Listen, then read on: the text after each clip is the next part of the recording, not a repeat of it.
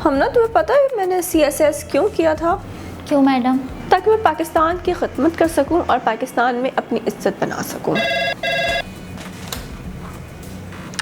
Hello, अस्सलाम वालेकुम sir. जी जी, yes sir. Sir अभी तो तकरीबन दिन के 12 बज रहे हैं और आप 5 बजे का टाइम दे रहे हैं। जो आप पर टैक्स रिकवरी की अमाउंट बोल रहे हैं वो भी काफ़ी ज़्यादा है सर। 4 अरब रुपए, ये काफ़ी ज़्यादा अमाउंट है।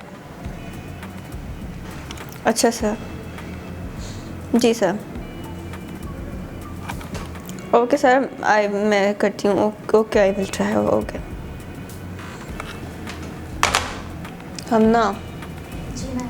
हमें टारगेट दिया गया है 4 अरब रुपए का टैक्स रिकवर करने का, और वो हमें आज ही रिकवर करके देना है 5 बजे से पहले। और अभी दिन के 12 बज चुके हैं, हमारे पास बिल्कुल भी टाइम नहीं है। अब हम कहाँ पे जाएंगे और स्पेशली कि किस तरह जाएंगे? मैडम, आप खुद तो टैक्सी से ऑफिस आती जाती हैं, हम जाएंगे कैसे? हमारे पास तो गाड़ियाँ भी नहीं हैं। चलो आओ, अकबरी मंडी चलते हैं। लेकिन इंस्पेक्टर मोहम्मद अली का कहना है कि ताजिर दोस्त स्कीम के बाइस ताजिर बहुत गुस्से में है, जबकि हमारी कुलीग समीना के बारे में जो उसके साथ ताजिरों ने सलूक किया उसके बारे में मुझे अच्छी तरह से इल्म है। लेकिन ये हमारा टारगेट है और हमें इसको अचीव करना है। हमने 4 से 5 सिपाही रेडी करो, हमारे साथ जाएंगे। मैडम, बाहर ना तो कोई सिपाही है और ना ही कोई गाड़ियाँ मौजूद हैं। एसी हेडक्वार्टर कह रहे हैं कि हमारे पास ना गाड़ियाँ हैं ना सिपाही है। जी सर। सर जी जी जी जी सर, मैं बस निकल ही रही हूँ सर। मैं निकल ही रही हूँ। ओके सर, ठीक है। ओके, मैं निकल रही हूँ। क्या हुआ मैडम, किसका फ़ोन था? कमिश्नर साहब की कॉल थी। एक्चुअली उनका भी कोई कसूर नहीं है, उनको भी हेडक्वार्टर से प्रेशराइज किया गया है। एक्चुअली हमारा सिस्टम इस तरह का है।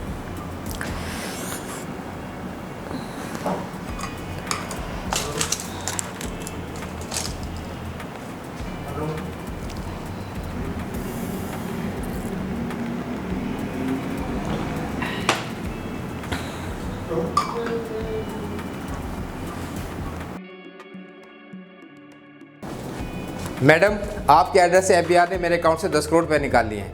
इन्हीं पैसों से मैं कारोबार कर रहा था। अब आप ये बताएं मैं क्या करूं? मैं बुनियादी सहूलतों से वैसे ही महरूम हूं। मेरे घर के सामने कचरा पड़ा है, वो कौन उठाएगा?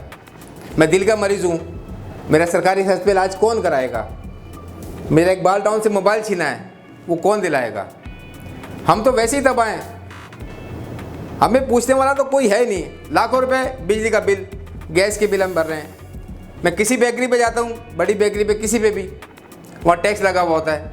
फिर हम बोलते टैक्स नहीं देते। हम इतना टैक्स देने के बाद भी बिल्कुल खाली हैं। मेरा दिल चाह रहा है मैं दीवार में सर मारूं और मीडिया को बुलाऊं और बोलूं कि ये मुझसे रिश्वत मांग रही हैं। हम ना इनको बिठाओ। सर, आप प्लीज बैठ जाएं, रिलैक्स करें।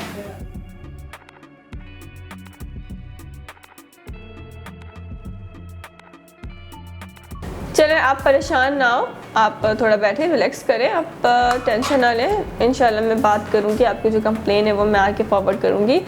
देन उसके बाद हम आपको कॉल करके बता देंगे। लेकिन इस तरह से परेशान होने वाली बात नहीं है, इंशाल्लाह सॉल्व आउट हो जाएगा आपका मैटर, मैंने उम्मीद है मुझे।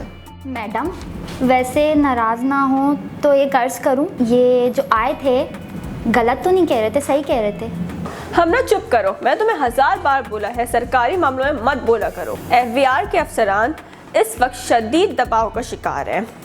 हमारे हाथ पांव बांध कर हमें तैरने का कहा जा रहा है। ऑर्डिनेंस 2001 लाकर बहुत बड़ी ज्यादती की गई है, जबकि सेल्फ स्टेटमेंट स्कीम की वजह से टैक्स का सारा निज़ाम धर्म भरम हो चुका है। ऑर्डिनेंस 1979 में ऐसा कुछ नहीं था।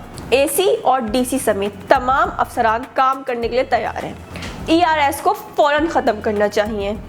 अगर मुनासिब हिकमत अमली तैयार की जाए तो बैरूनी कर्जों से मुकम्मल तौर पर निजात हासिल हो सकती है। देखते रहिए तिजारत न्यूज़। चैनल को लाइक करें, सब्सक्राइब करें, बेल आइकन दबाएं और कमेंट करना ना भूलें।